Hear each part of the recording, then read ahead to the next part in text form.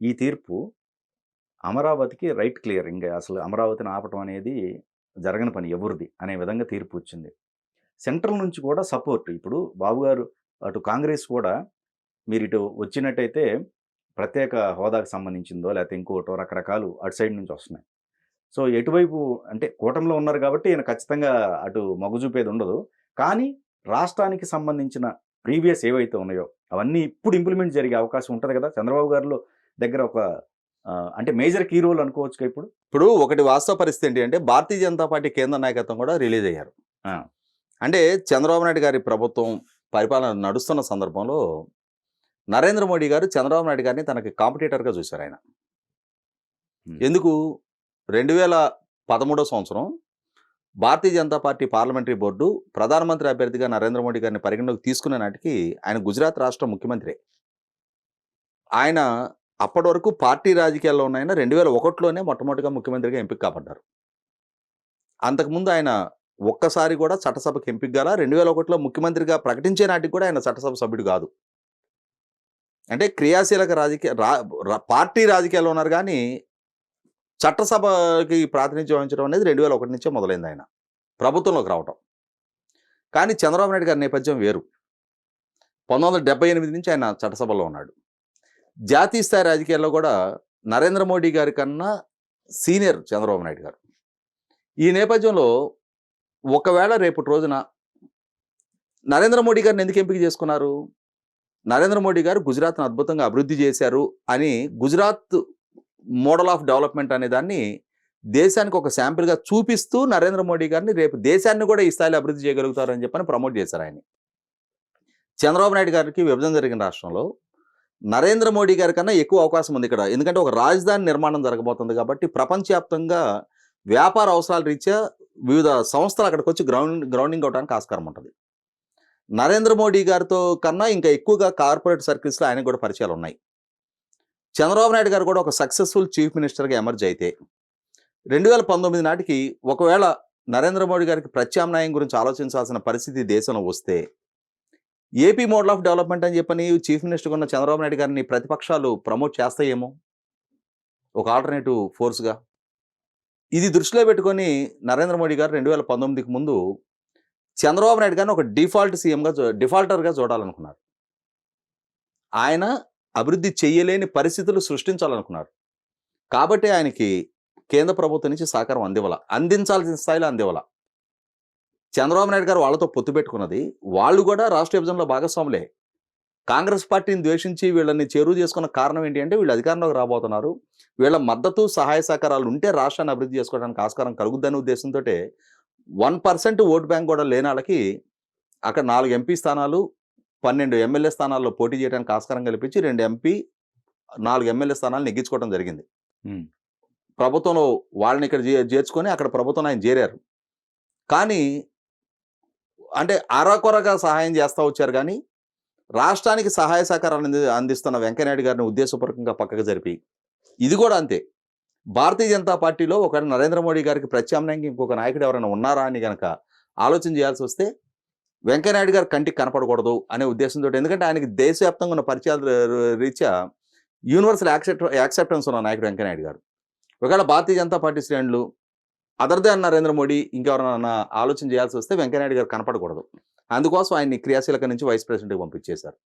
చంద్రబాబు నాయుడు గారిని ఒక డిఫాల్టర్గా చిత్రీకరించడం కోసమే ఆయనకి అప్పటి వరకు ఇస్తానన్న ప్రత్యేక హోదా, నరేంద్ర మోడీ గారు ప్రత్యేక హోదాకు వ్యతిరేక కాదు. 2015 ఆగస్టు 16వ తారీఖు రోజు నరేంద్ర మోడీ గారు, చంద్రబాబు నాయుడు గారు, అరుణ్ జైట్లీ గారు, నీతి ఆయోగ్ వైస్ చైర్మన్ 3 గంటల సేపు రౌండ్ టేబుల్ కాన్ఫరెన్స్ జరిగింది. ప్రధానమంత్రి స్వయంగా కూర్చున్నాడు మీటింగ్లో. దీనికి రూట్ మ్యాప్ ఎట్లా డిసైడ్ చేద్దాం ఏంటి అని చెప్పని నీతి ఆయోగ్కి రూట్ మ్యాప్ డిసైడ్ చేయమని ఇన్స్ట్రక్షన్స్ ఇచ్చారు. ఇచ్చిన తర్వాత తెలంగాణ బీజేపీ నాయకులు వెళ్ళారు ఢిల్లీకి. చంద్రబాబు నాయుడుకి ప్రత్యేక హోదా ఇస్తే తెలంగాణ నుంచి కూడా పెట్టుబడులు తరలిపోతాయి.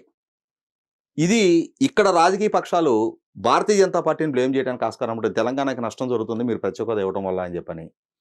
అక్కడ చంద్రబాబు నాయుడికి పేరు వస్తుంది తప్ప మిమ్మల్ని పరిగణలోకి తీసుకోరు, మన పార్టీ ఎమర్జ్ అవ్వదు. ఏదో ఒక రోజు ఇక్కడ మన పార్టీని ఎస్టాబ్లిష్ చేసుకోవడానికి స్కోప్ ఉంది తెలంగాణలో. అక్కడ మనకి లబ్ధి జరగకపోగా ఇక్కడ నష్టం జరుగుద్ది కాబట్టి మీరు ప్రత్యేక హోదా ఇవ్వద్దు అని చెప్పని వీళ్ళు ఇచ్చిన సలహాని పరిగణలోకి తీసుకుని ఆయన అక్కడి నుంచి ఆయన ఐడియాలజీ మార్చుకున్నారు. ఆ మార్చుకున్న పర్యవసానమే ప్రతిపక్ష నాయకుడు కన్నా జగన్మోహన్ రెడ్డి గారికి గంటసేపు అపాయింట్మెంట్ ఇవ్వడం అంటే దేశంలో ఏ ప్రతిపక్ష నాయకుడికి ఇచ్చారు? 29 రాష్ట్రాలు ఉన్నాయి. ఏ రాష్ట్రానికి సంబంధించిన ప్రతిపక్ష నాయకుడికి అపాయింట్మెంట్ ఇచ్చారా? ముఖ్యమంత్రులకు ఇవ్వడమే కష్టం కదా! సరే ముఖ్యమంత్రి హోదాలో ఇస్తారు. ఏ రాష్ట్ర ప్రతిపక్ష నాయకుడికి గంటసేపు అపాయింట్మెంట్ ఇచ్చారు? 5 నిమిషాలు అపాయింట్మెంట్ ఇచ్చారు. కానీ జగన్మోహన్ రెడ్డి గారికి గంట అపాయింట్మెంట్ ఇచ్చి ఈయన చెప్పినవన్నీ విని ఇవే కదా రిఫ్ట్ పెంచింది. ఆనాటి ఆలోచన నుంచి వాళ్ళ పూర్తి భిన్నమైన పరిస్థితిలోకి వచ్చారు. జగన్మోహన్ రెడ్డి గారు పాలకుడిగా ఆయన బాధ్యతలు చేపట్టిన తర్వాత ఆంధ్రప్రదేశ్ కూడా దేశంలో ఒక అంతర్భాగమే. మంచి చేసి ఇక్కడ ప్రజలు కూడా మనల్ని పరిగణలోకి తీసుకుంటారు. చెడు చేస్తే వీళ్ళు మనం శిక్షిస్తారు. రాజకీయ పార్టీగా కేంద్ర ప్రభుత్వంలో ఉన్న వాళ్ళం ఈ రాష్ట్రాన్ని కూడా మనం పరిగణలోకి తీసుకుందామని చెప్పని ఒక ఆలోచనలో మార్పు చెందారు కాబట్టి వాళ్ళు ఇప్పుడు మళ్ళీ కూటమికి సిద్ధపడటం.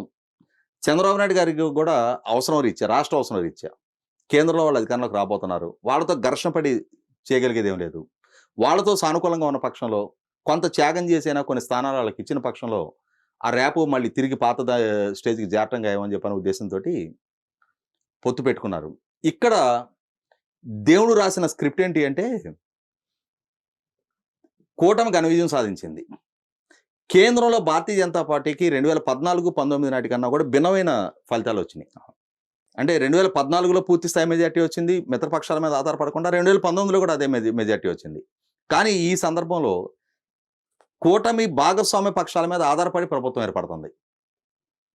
దీన్ని అడ్డం పెట్టుకొని చంద్రబాబు నాయుడు గారు ఏదో వాళ్ళని ఎమోషనల్గా బ్లాక్మెయిల్ చేసి వేరే కూటములతో చర్చలు జరిపే అంతటి నీతిబాహ్య చర్యలకు ఆయన దిగడం.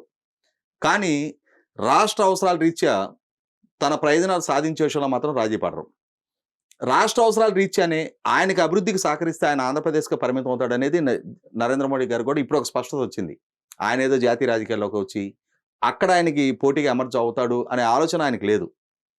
కాబట్టి ఇప్పుడు సహకారం అందిస్తారు, ఖచ్చితంగా సహకారం అందిస్తారు. ఎందుకంటే ఇప్పుడు దక్షిణాది అవసరం ప్రాధాన్యత కూడా వాళ్ళకి గుర్తుకొచ్చింది. తెలంగాణలో 8 స్థానాలు దక్కటం, ఆంధ్రప్రదేశ్లో 3 స్థానాలు దక్కటం, తర్వాత కర్ణాటకలో ఉన్న స్పేస్ కొంత లూజ్ అవ్వటం, తమిళనాడులో ఎస్టాబ్లిష్ అవుతుంది అనుకున్న స్థాయిలో అక్కడ ఫలితాలు దక్కని నేపథ్యంలో గేట్వే, దక్షిణాదికి గేట్వేగా ఆంధ్రప్రదేశ్ని పరిగణలోకి తీసుకుంటా ఉన్నారు. ఓకే, ఇక్కడ చంద్రబాబు నాయుడు గారితో యాక్సెస్ దక్షిణాదిలో వాళ్ళకి ఇప్పుడు మొన్న అన్నామలై కోయంబత్తూరులో కంటెస్ట్ చేస్తుంటే లోకేష్ని క్యాంపెయిన్కి పిలుచుకెళ్ళారు. సో తమిళనాడుకి, కర్ణాటకకి, ఆంధ్రప్రదేశ్ తోటి ఉండే సంబంధ బాంధవ్యాల రీత్యా చంద్రబాబు నాయుడు గారి అవసరాన్ని అదే సందర్భంలో ఇప్పుడు 292 స్థానాలకు పరిమితం అయ్యింది. ఈ పరిమితమైన సందర్భంలో ఒక్క పార్టీ అటు ఇటు టిల్ట్ అయినా రేపటి రోజున ఇబ్బందికరమైన పరిస్థితులు తలెత్తుతాయి. చంద్రబాబు నాయుడు గారికి జాతీయ స్థాయిలో ఉన్న పరిచయాల రీత్యా, ఇండియా కూటమితో కూడా ఉన్న పరిచయాల రీత్యా చంద్రబాబు నాయుడు గారికి కొంచెం ప్రయారిటీ, ఇంపార్టెన్స్ ఇచ్చిన పక్షంలో ఆయన మళ్ళీ తిరిగి జాతీయ స్థాయిలో యాక్టివ్ రోల్ ప్లే చేయగలిగితే అవసరమైతే ఒక క్రైసిస్ పీరియడ్ అరైజ్ అయినప్పుడు మిగిలిన పార్టీలతో కూడా మాట్లాడి ఏదైనా ఒక బిల్లుల కోసం కోఆర్డినేషన్ కానీ, అంటే ఒక బ్రిడ్జింగ్గా చంద్రబాబు నాయుడు గారు ఉపయోగపడతారు ఆయనకి, రైట్, ట్రబుల్ షూటర్గా. అటు వాళ్ళకి అవసరం, రాష్ట్రం రీత్యా రాష్ట్రానికి అవసరం. వీటిని దృష్టిలో పెట్టుకునే చంద్రబాబు నాయుడు గారు కూడా భారతీయ జనతా పార్టీ తోటి ఆ సఖ్యత కొనసాగిస్తున్నారు. ఇది రాష్ట్రానికి 100% ఉపయోగపడే అంశమే. Okay, okay. రాష్ట్రాన్ని పునర్నిర్మాణం చేసుకోవడానికి, రాజధాని నిర్మాణం కంప్లీట్ చేసుకోవడానికి, పోలవరం పూర్తి చేసుకోవడానికి, పోలవరం సెకండ్ DPR ఆమోదింపజేసుకోవడానికి, పారిశ్రామిక రాయితీలు తెచ్చుకోవడానికి, ఇవాళ విభజన చట్టంలో ఉన్న Visakhapatnam Chennai industrial corridor, Chennai Bengaluru industrial corridor, Bengaluru Hyderabad industrial corridor, అవి పేరుకి కారిడార్లుగా ఉన్నాయి తప్ప ఆ యాక్టివ్ రోల్ ప్లే చేయటంలా. జగన్మోహన్ రెడ్డి గారి హయాంలో స్తబ్దత నెలకొంది. వాటిని మళ్ళీ తిరిగి పునరుజ్జీవనం చేసుకొని అక్కడ నెలకొల్పబడే పరిశ్రమలకి కావాల్సిన అంటే ప్రభుత్వం నుంచి రాయితీలు తెచ్చుకోవడానికి, సబ్సిడీలు తెచ్చుకోవడానికి, తర్వాత అక్కడ నెలకొల్పాల్సిన పెట్రోకెమికల్ కాంప్లెక్స్, ONGC రిఫైనరీ ఇట్లాంటివి నెలకొల్పడం ద్వారా ఉపాధి కల్పనకి, ప్రభుత్వానికి ఆదాయం సమకూర్చుకోవడానికి, అట్లాగే రాజధానిలో కేటాయింపులు చేయబడ్డ 130 సంస్థలకు సంబంధించిన కార్యాలయాల నిర్మాణానికి కానీ వేగవంతం అవుతుంది. డెఫినెట్గా లైన్ క్లియర్ అవుతుంది. ఎవరు ఏ అడ్డంకి లేవు, ఏ అడ్డంకి ఉండదు. పూర్తి స్థాయిలో రాష్ట్రం మీదే దృష్టి పెట్టి పనిచేస్తారు కాబట్టి ఆయన ఇప్పుడు ఆయనకి కలిసి వచ్చిన అంశం కూడా ఏంటి అంటే పార్టీ వ్యవహారాలు పర్యవేక్షించుకోవడానికి లోకేష్ ఎదిగొచ్చాడు. ఇప్పుడు 2014 నాటితో పోల్చి చూసుకున్నప్పుడు మోర్ మెచ్యూర్డ్ పాలిటీషియన్గా పార్టీ పట్ల, రాష్ట్రం పట్ల ఒక అవగాహనతోటి లోకేష్ ఇప్పుడు చేతికి అందొచ్చున్నాడు.